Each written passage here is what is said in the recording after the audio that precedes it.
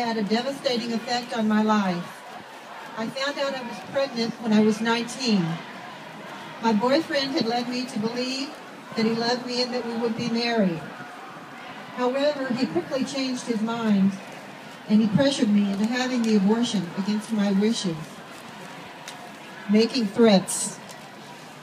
The one thing that sticks in my mind still today is all the lies that I heard from that moment on.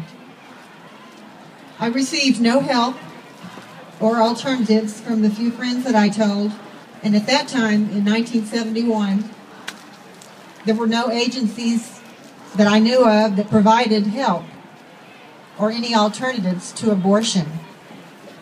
Even our family doctor recommended an abortion clinic in New York, and he was Catholic. When I realized that I was trapped, I completely shut down and became like a machine, doing what everyone told me to do to eliminate the problem.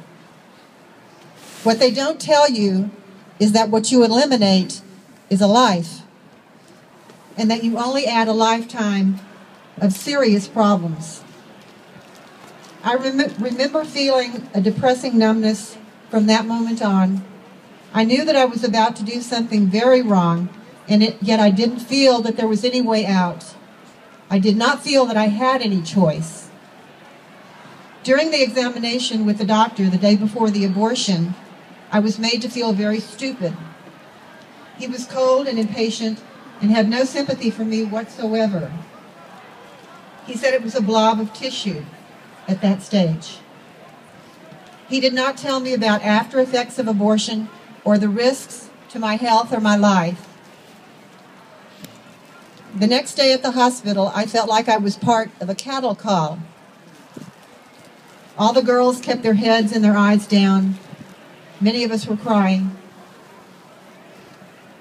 Although I had been told that I wouldn't feel much pain, only a little pressure, it was tremendously painful.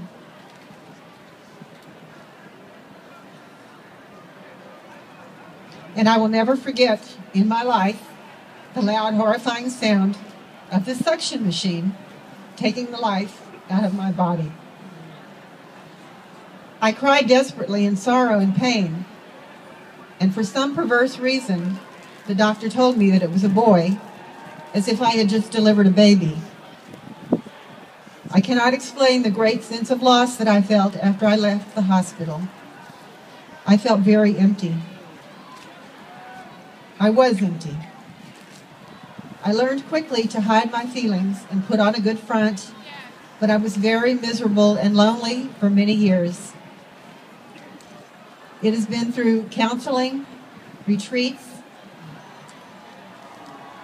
and a loving husband that I've been able to face my sin and accept God's mercy and forgiveness.